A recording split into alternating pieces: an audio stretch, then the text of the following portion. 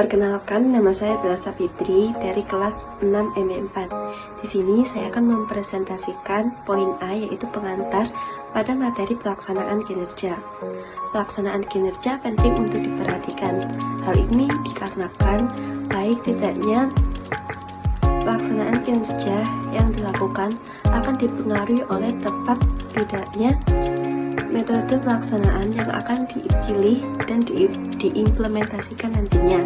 Menurut Simanjuntak tahun 2005, penilaian kinerja adalah suatu metode dan proses pelaksanaan tugas oleh seseorang atau sekelompok orang atau unit-unit kerja dalam sebuah perusahaan atau organisasi yang sesuai dengan standar kinerja dan tujuan yang telah ditetapkan sebelumnya. Penggunaan metode pelaksanaan dalam suatu organisasi dengan organisasi lainnya bisa saja berbeda-beda.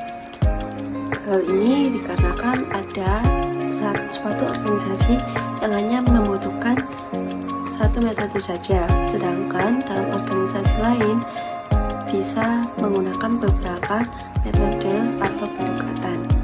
Dalam materi pelaksanaan kinerja ini tidak hanya ditentukan apakah program evaluasi formal harus digunakan, akan tetapi program apakah yang harus digunakan dan bagaimana cara untuk menggunakan program tersebut. Pelaksanaan kinerja itu tidak dapat dihindarkan dan bersifat agak subjektif. Oleh karena itu, para manajer harus mengumpulkan informasi yang relevan, teliti, dan juga cukup lengkap. Nama saya Melida Aprilia. Di sini saya akan menjelaskan tentang tujuan dan persyaratan pelaksanaan kinerja. Tujuan utama dari sistem pelaksanaan kinerja adalah menghasilkan informasi yang akurat dan sah tentang perilaku dan kinerja anggota-anggota organisasi. Semakin akurat dan sah informasi yang dihasilkan, maka semakin besar potensi nilainya bagi perusahaan atau organisasi. Menurut TV Rao dalam Sinambela tahun 2012, tujuan dari pelaksanaan kinerja individu adalah yang pertama, untuk menyediakan kesempatan bagi pegawai untuk mengintisarkan berbagai tindakan yang telah diambilnya dalam kaitan dengan aneka fungsi yang berkaitan dengan perannya. Selanjutnya, keberhasilan dan kegagalannya sehubungan dengan fungsi-fungsi itu. Dan kemampuan-kemampuan yang ia perlihatkan dan kemampuan-kemampuan yang ia rasakan kurang dalam melaksanakan kegiatan-kegiatan itu, dan berbagai dimensi manajerial serta perilaku yang telah diperlihatkan olehnya selama setahun. Yang kedua, mengenali akan kebutuhan perkembangannya sendiri dengan membuat rencana bagi perkembangannya di dalam organisasi, dengan cara mengidentifikasi dukungan yang ia perlukan dari atasan yang harus diberikan laporan dan orang-orang di dalam organisasi itu. Yang ketiga, menyampaikan kepada atasan yang perlu diberikan laporan sumbangannya apa yang sudah dicapai dan refleksinya, supaya ia mampu meninjau prestasinya sendiri dalam perspektif yang benar dan dalam pelaksanaan yang lebih objektif. Hal ini merupakan sebuah persiapan yang perlu bagi diskusi-diskusi peninjauan prestasi kerja dan rencana-rencana perbaikan prestasi kerja. Dan yang terakhir, memprakarsai suatu proses peninjauan dan pemikiran tahunan yang meliputi seluruh organisasi untuk memperkuat perkembangannya atas inisiatif sendiri guna mencapai keefektifan manajerial.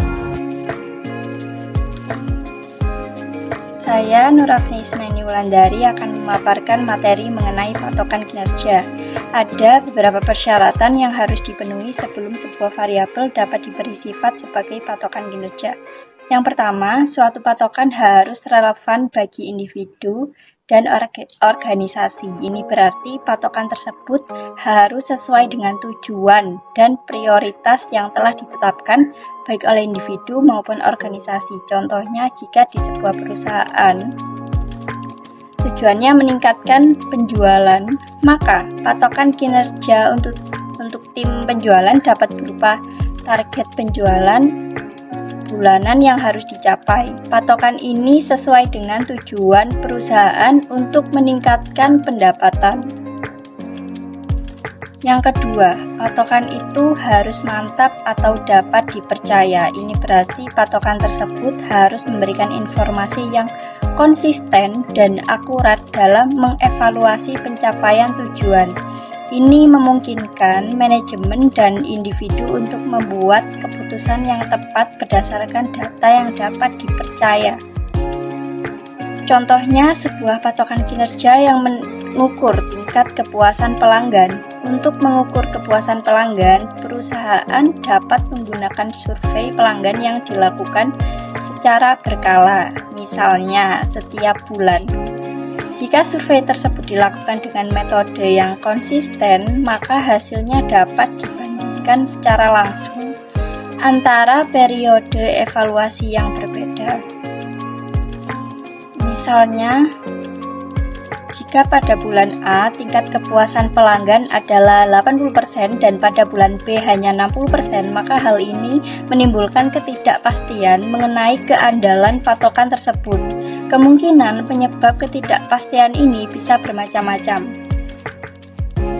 Misalnya perubahan dalam metode survei, perubahan dalam produk atau layanan yang ditawarkan, atau perubahan dalam kondisi pasar. Untuk mengatasi ketidakpastian tersebut, perusahaan perlu melakukan analisis lebih lanjut untuk memahami penyebab perbedaan hasil evaluasi dan memastikan bahwa metode evaluasi yang digunakan konsisten dan valid. Yang ketiga, patokan kinerja mungkin relevan dan dapat dipercaya, namun tetap tidak berguna dalam mengevaluasi pegawai. Suatu patokan berguna hanya jika saat membedakan antara orang yang berkinerja baik dan yang jelek. Ini berarti penting bagi patokan kinerja untuk dapat mengidentifikasi perbedaan dalam kinerja individu untuk memastikan pengelolaan kinerja yang efektif. Contohnya, dalam jumlah penjualan bulanan, patokan ini mengukur jumlah produk atau layanan yang berhasil dijual oleh seorang sales dalam satu bulan. Seseorang yang mampu mencapai atau melebihi target penjualan bulanan dapat dianggap sebagai berkinerja baik, sementara yang di bawah target bisa dianggap sebagai berkinerja buruk. Selanjutnya yang terakhir, patokan harus praktis. Patokan mempunyai suatu arti bagi orang yang menilai dan dinilai. Patokan yang praktis dan relevan akan membantu memberikan arahan yang jelas, umpan balik yang bermanfaat, serta motivasi bagi karyawan untuk meningkatkan kinerja mereka. Jika patokan kinerja tidak memberikan fungsi yang berguna atau tidak praktis, maka patokan tersebut akan menjadi tidak relevan dan kehilangan makna dalam konteks evaluasi kinerja. Dalam hal ini, proses evaluasi akan menjadi hanya formalitas belaka dan tidak memberikan manfaat yang signifikan, baik bagi individu yang dinilai maupun bagi organisasi secara keseluruhan. Contohnya, sebuah perusahaan retail yang fokus pada pelayanan pelanggan, yaitu salah satu patokan kinerja yang praktis dan bermakna seperti waktu tanggapan pelanggan. Patokan ini mengukur berapa lama waktu yang dibutuhkan oleh staf layanan pelanggan untuk menanggapi pertanyaan atau keluhan pelanggan. Jika patokan ini tidak praktis, misalnya karena tidak ada sistem atau proses yang jelas untuk melacak waktu tanggapan, atau jika staf tidak dilatih untuk memberikan tanggapan yang cepat dan efektif, maka patokan ini akan kehilangan makna dan tidak akan memberikan manfaat yang berguna bagi staf dan pelanggan. Saya, Olivia Lailatul Rohma, akan memaparkan materi selanjutnya, yaitu tentang pemilihan metode pelaksanaan kinerja. Yang pertama, penentuan metode yang tepat. Penentuan metode yang tepat pada pelaksanaan penilaian kinerja tergantung pada tujuan, kondisi, dan kebutuhan perusahaan. Beberapa metode penilaian kinerja yang dapat digunakan antara lain: yang pertama, manajemen by objective atau MBO, mengacu pada tujuan dan mengidentifikasi, merencanakan, mengatur, dan mengkomunikasikan tujuan untuk kesuksesan dalam periode waktu tertentu. Yang kedua, Behaviorally Encouraged Rating Scale atau BARS, menggunakan rating scale atau skala penilaian yang berbasis tingkah laku. Misalnya skala rating skill dengan 1 sampai 5, di mana angka 1 menunjukkan angka kinerja paling rendah, sedangkan angka 5 menunjukkan angka kinerja paling tinggi. Yang kedua, analisis pelaksanaan pekerjaan dan kinerja. Melalui analisis pekerjaan, seorang manajer diberi petunjuk mengenai patokan manakah yang dapat digunakan untuk mengevaluasi hasil karya yang baik dari pekerjaan. Jenis patokan tergantung pada kebutuhan dan tujuan dari analisis pelaksanaan pekerjaan dan kinerja. Contohnya, penilaian kinerja pada perusahaan. Untuk menganalisisnya, perlu dilakukan pengumpulan data dan informasi mengenai kinerja perusahaan, seperti laporan keuangan perusahaan, dan laporan kinerja perusahaan. Data ini kemudian diolah dan dibandingkan untuk menilai apakah perusahaan telah memenuhi tingkat yang diinginkan. Kemudian yang terakhir, pertimbangan-pertimbangan organisasional. Ada 3 faktor yang mempunyai imbas atas sistem pelaksanaan, yaitu gaya kepemimpinan, iklim organisasional, dan pelatihan prosedur pelaksanaan. Yang pertama, gaya kepemimpinan. Gaya kepemimpinan partisipatif sangat dibutuhkan dalam banyak aspek sistem pelaksanaan, seperti kemampuan mendengarkan, memfasilitasi diskusi, menghargai pandangan yang berbeda, dan mengambil keputusan bersama. Hal ini memungkinkan pemimpin untuk bekerja sama dengan individu maupun kelompok dalam menyusun sasaran yang dapat dicapai melalui perjanjian yang nyata, memperkuat keterlibatan, motivasi, dan komitmen anggota tim. Contohnya, kepemimpinan demokratis. Pemimpin demokratis mendorong kolaborasi dan menerima pendapat semua orang. Kepemimpinan ini adalah gaya yang cocok untuk organisasi yang memiliki struktur yang berubah-ubah dan perilaku yang berbeda-beda. Yang kedua, iklim organisasional. Iklim organisasional mencerminkan budaya dan nilai-nilai yang dianut oleh organisasi. Iklim yang menciptakan lingkungan yang mendukung, transparan, dan kolaboratif dapat membantu menciptakan kondisi yang lebih baik untuk kesuksesan sistem pelaksanaan dan memastikan kepuasan pelanggan. Contohnya, iklim transparansi. Organisasi yang memiliki iklim transparansi akan menjamin bahwa setiap karyawan akan mendapatkan informasi yang diperlukan untuk mencapai tujuan organisasi. Yang ketiga, pelatihan prosedur pelaksanaan. Pelatihan ini membantu memastikan bahwa karyawan memiliki pengetahuan dan keterampilan yang diperlukan untuk melaksanakan tugas dengan baik, sehingga meningkatkan efisiensi dan efektivitas pelaksanaan.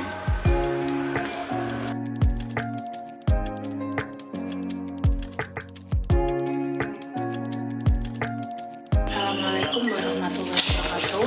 Saya Putri Daniel Larasati akan menjelaskan tentang rancangan pelaksanaan kinerja. Untuk memperoleh rancangan pelaksanaan yang tepat, perlu memperhatikan 6 hal berikut menurut Harpur tahun 1997. Yang pertama adalah pelaksanaan mendorong perilaku. Mendorong perilaku bisa berdampak baik dan juga bisa berdampak buruk, karena berdampak baik jika manusia yang didorong perilakunya dapat berubah menjadi lebih baik, dan berdampak buruk apabila manusia yang didorong merasa dirinya terbebani dan akhirnya semakin tidak maksimal dalam melaksanakan kinerjanya. Yang kedua adalah menilai hasil pekerjaan yang nyata dan pencapaian dan juga faktor dalam proses mempengaruhi penyelesaian hasil kinerja. Apabila hasil pekerjaan yang nyata mencapai target dan bahkan melebihi target, maka kita bisa memberikan semacam penghargaan agar kinerja yang baik tersebut bisa bertahan dan juga bahkan lebih baik lagi. Terus yang ketiga adalah sistem pelaksanaan kinerja membutuhkan biaya pengembangan dan pemeliharaan alat pelaksanaan. Dan yang keempat, memastikan bahwa manfaat dan relevansi pelaksanaan kinerja perlu dirancang spesifik pada masing-masing orang atau jabatan. Dan yang kelima adalah mengembangkan pelaksanaan dan sistem terkait dengan memberikan peringatan yang memadai terkait kemungkinan perubahan negatif yang terjadi. Apabila pengembangan pelaksanaan kinerja menjadi perubahan yang negatif, maka kita harus memberikan peringatan agar tidak terjadi lagi kesalahan yang sama. Dan yang terakhir adalah penyajian pelaksanaan kinerja harus mudah dipahami. Hal ini bertujuan agar manusia yang melaksanakan pelaksanaan kinerja tersebut tidak terjadi miskomunikasi yang mengakibatkan kesalahpahaman dalam melaksanakan kinerja. Merancang sistem pengukuran perlu memperhatikan setidaknya 3 hal, yaitu yang pertama adalah dasar ukuran kinerja, yang kedua kriteria ukuran kinerja, dan yang terakhir adalah karakteristik. Sekian dari saya, terima kasih. Selanjutnya ialah timbulnya masalah-masalah pelaksanaan kinerja. 1. Kesalahan-kesalahan yang tidak disengaja. Kesalahan-kesalahan tidak disengaja timbul karena evaluator tidak mempunyai keahlian-keahlian yang diperlukan guna membuat pelaksanaan akurat atau kandungan pelaksanaan itu sendiri tidak ditentukan secara teliti. 2. Kesalahan-kesalahan disengaja. Kadangkala pengawas secara sengaja menilai para pegawainya secara tidak akurat karena sebab-sebab politis atau lainnya. Sebagai contoh kesalahan leniensi yang disengaja dapat terjadi karena penilaian merasa bahwa bawahan yang berkinerja bagus akan kelihatan lebih baik dibandingkan penyediaannya sendiri, atau mereka takut bahwa hubungan kerja yang baik antara bawahannya dapat membesar-besarkan nilai-nilai untuk menghindari tugas yang tidak menyenangkan tersebut. 3. Mengurangi masalah-masalah pelaksanaan kinerja. Langkah-langkah berikut dapat membantu organisasi mengurangi kesalahan-kesalahan dan masalah dalam sistem pelaksanaannya. A. Atasan haruslah diminta agar mengamati kinerja bawahan mereka secara teratur dan membuat catatan dari pengamatan mereka. B. Skala-skala pelaksanaan haruslah dirancang secara cermat dalam cara sebagai berikut. 1. Sikap dimensi atau ukuran dari skala pelaksanaan haruslah dirancang hanya untuk menilai satu aktivitas kerja yang penting. 2. Dimensi-dimensi yang dimasukkan ke dalam skala pelaksanaan haruslah semuanya penting, berarti, dan dinyatakan secara jelas. 3. Kata-kata yang digunakan untuk mendefinisikan pelaksanaan haruslah ditentukan secara jelas dan tidak mendua bagi penilai dalam hubungannya dengan perilaku pegawai. C. Pelaksanaan tidak boleh ditentukan supaya mengevaluasi sejumlah besar bawahan sekaligus pada waktu yang bersamaan. D. Penilai haruslah disadarkan terhadap kesalahan-kesalahan pelaksanaan seperti leniency, stiffness, central tendency, dan seterusnya. Pelaksanaan kinerja. Tujuan dari pusat pelaksanaan kinerja adalah untuk membandingkan hasil kinerja dari para calon pegawai dengan indikator-indikator tertentu. Lebih jelasnya, tujuannya ada 3. Yang pertama yaitu untuk menentukan orang yang cocok untuk suatu jabatan, untuk memperhitungkan kebutuhan pelatihan yang kerja. Yang terakhir yaitu untuk menentukan siapa yang akan dipromosikan untuk jabatan tertentu. Ada beberapa dimensi yang diukur oleh perusahaan seperti kemampuan berkomunikasi, kualitas hasil kerja, kemudian yang terpenting adalah keterampilan untuk menyelesaikan persoalan yang ada di perusahaan. Jadi persoalan pada pusat pelaksanaan kinerja adalah pada prosedur pelaksanaan tersebut itu ada tekanan yang sangat tinggi sehingga pegawai yang memiliki kinerja baik di organisasi itu belum tentu memiliki kinerja yang baik pula di pusat, sehingga menjadi PR tersendiri bagi manajer-manajer di pusat pelaksanaan kinerja. Yaitu program khusus, yaitu sebuah penilaian oleh manajer 2 tingkat di atasnya yang bertujuan untuk meningkatkan keterampilan dan melakukan evaluasi kinerja terhadap seorang pegawai. Baik, saya akan menjawab pertanyaan dari Bu Novi terkait dengan staf administrasi yang bekerja 3 bulan di perusahaan A dan memutuskan untuk resign.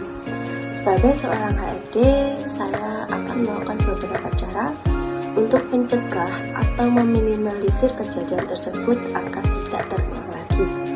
Yang pertama, saya akan melakukan wawancara keluar.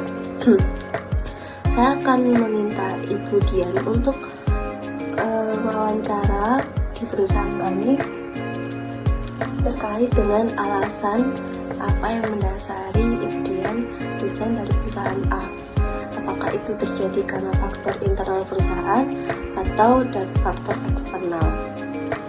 Yang kedua, menganalisis data kinerja staf. Seperti yang saya ketahui bahwa Ibu Dian bekerja selama 3 bulan di perusahaan A. Maka dari itu, saya akan menganalisis kinerja Ibu Dian selama 3 bulan bekerja di perusahaan A. Yang ketiga, saya akan melakukan tinjauan proses rekrutmen. Saya akan meninjau ulang atau meninjau kembali pada saat proses rekrutmen Ibu Dian, apakah proses rekrutmen tersebut sesuai dengan ketentuan perusahaan atau tidak. Yang keempat, berkomunikasi dengan tim terkait. Saya sebagai HRD tentunya selain melakukan wawancara langsung dengan Ibu Dian, saya juga akan menanyakan kepada orang atau sekelompok orang yang berada satu departemen dengan Ibu Dian terkait dengan kinerja Ibu Dian, atau apakah Ibu Dian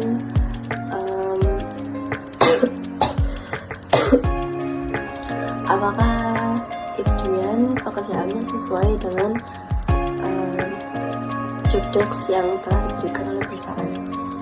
Yang kelima, meninjau kebijakan dan prosedur perusahaan. Sekian dari saya yang dapat saya sampaikan. Terima kasih.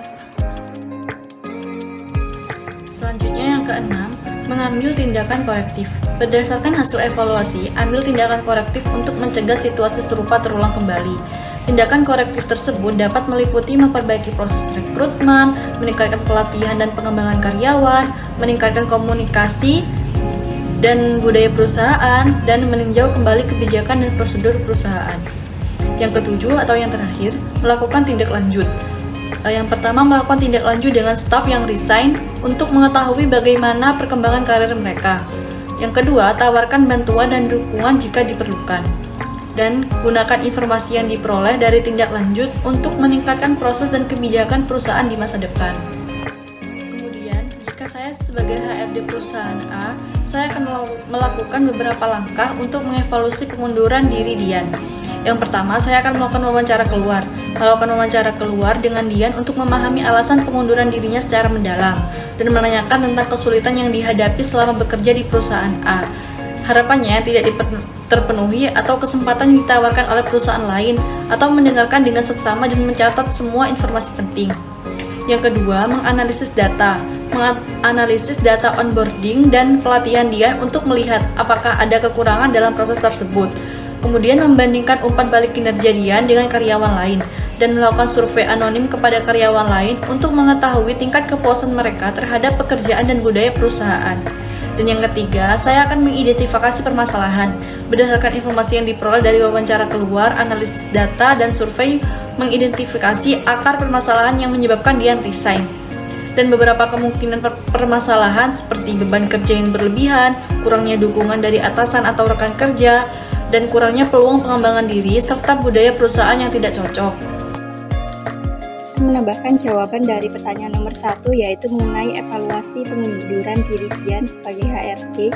Saya akan melakukan beberapa langkah seperti merumuskan solusi yang tepat untuk mengatasi permasalahan yang diidentifikasi.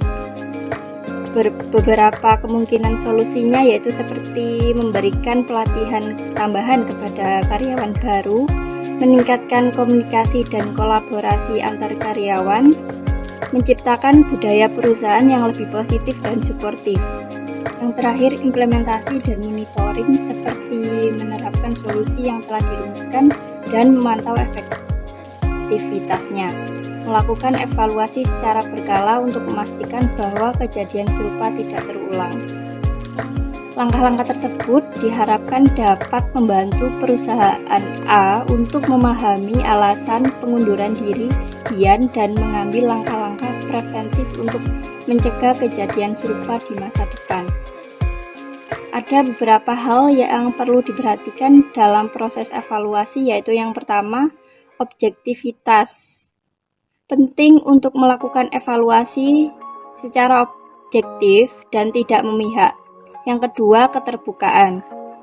Memberikan kesempatan kepada Dian untuk menyampaikan pendapatnya secara terbuka dan jujur. Yang ketiga, kerahasiaan. Menjaga kerahasiaan informasi yang diperoleh selama evaluasi. Yang keempat, ketepatan waktu. Melakukan evaluasi secara tepat waktu agar dapat segera mengambil langkah-langkah perbaikan. Dengan melakukan evaluasi yang menyeluruh dan komprehensif, perusahaan A dapat meningkatkan kualitas pekerjaan dan budaya perusahaan sehingga dapat menarik dan mempertahankan karyawan terbaik. Saya akan menjawab kasus 2 nomor 1. Sebagai pemimpin, saya akan mengambil beberapa langkah untuk memastikan para pegawai memiliki pengetahuan dan pemahaman yang diperlukan untuk mengambil keputusan dengan benar dalam pelaksanaan kinerja. Yang pertama, komunikasi yang jelas. Berkomunikasi dengan para pegawai mengenai tujuan organisasi, harapan kinerja, dan peran mereka, serta bagaimana kinerja mereka akan diukur. Yang kedua, pelatihan dan pengembangan. Menyediakan pelatihan yang relevan dan pengembangan bagi para pegawai untuk meningkatkan pengetahuan dan keterampilan mereka. Yang ketiga, pemberdayaan.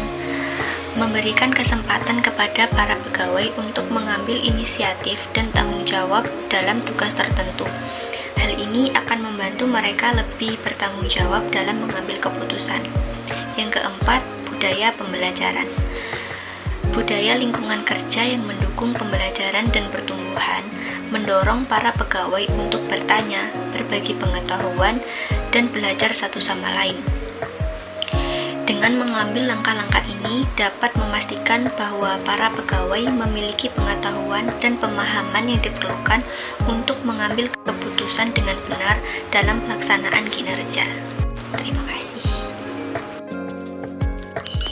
Saya akan menjawab pertanyaan kasus 2 nomor 2. Sebagai pemimpin organisasi, hal yang saya lakukan untuk mengurangi kesalahpahaman yang menghabiskan waktu di antara para staf tentang tanggung jawab dengan beberapa langkah berikut, yaitu yang pertama adalah membuat deskripsi pekerjaan yang jelas. Dengan cara yang pertama adalah memastikan setiap staf memiliki deskripsi pekerjaan yang tertulis dan mudah dipahami. Yang kedua, mendeskripsikan pekerjaan yang harus mencakup daftar tugas dan tanggung jawab yang spesifik serta hasil yang diharapkan.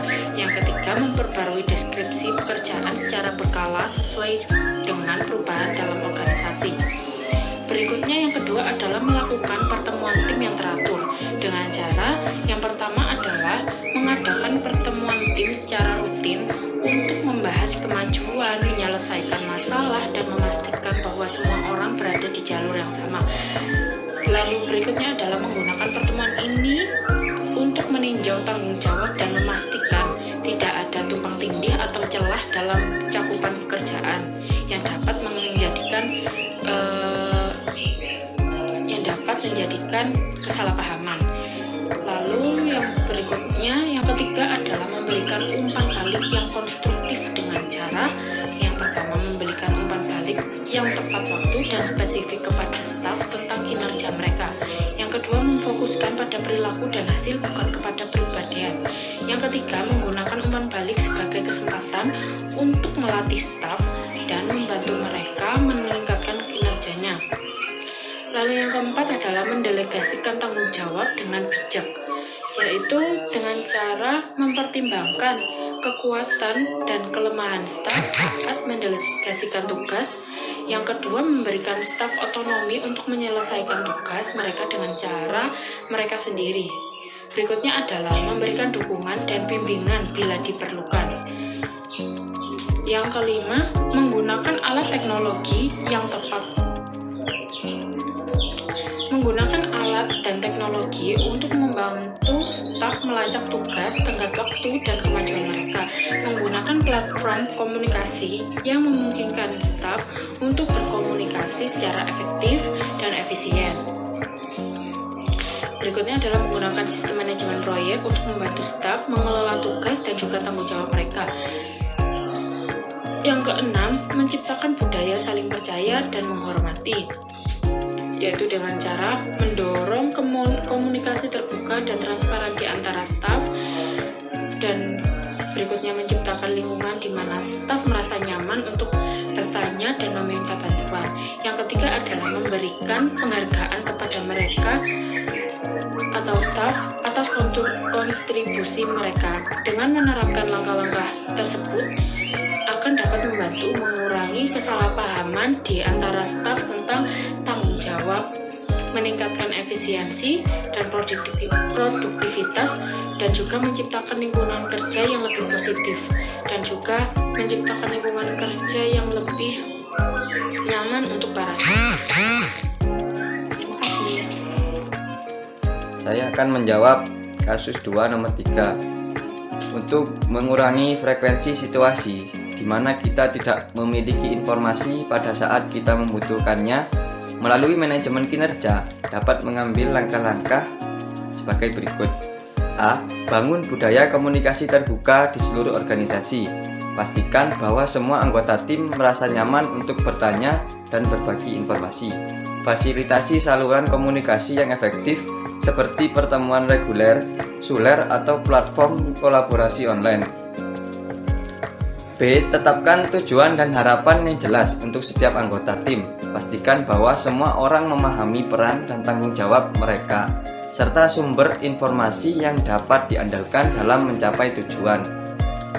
C. Manfaatkan sistem informasi yang memungkinkan akses cepat dan mudah terhadap informasi yang dibutuhkan. Gunakan perangkat lunak, manajemen proyek, atau sistem basis data yang terintegrasi untuk menyimpan dan mengatur informasi dengan baik. D. Dukung pembagian pengetahuan dan pengalaman antar anggota tim.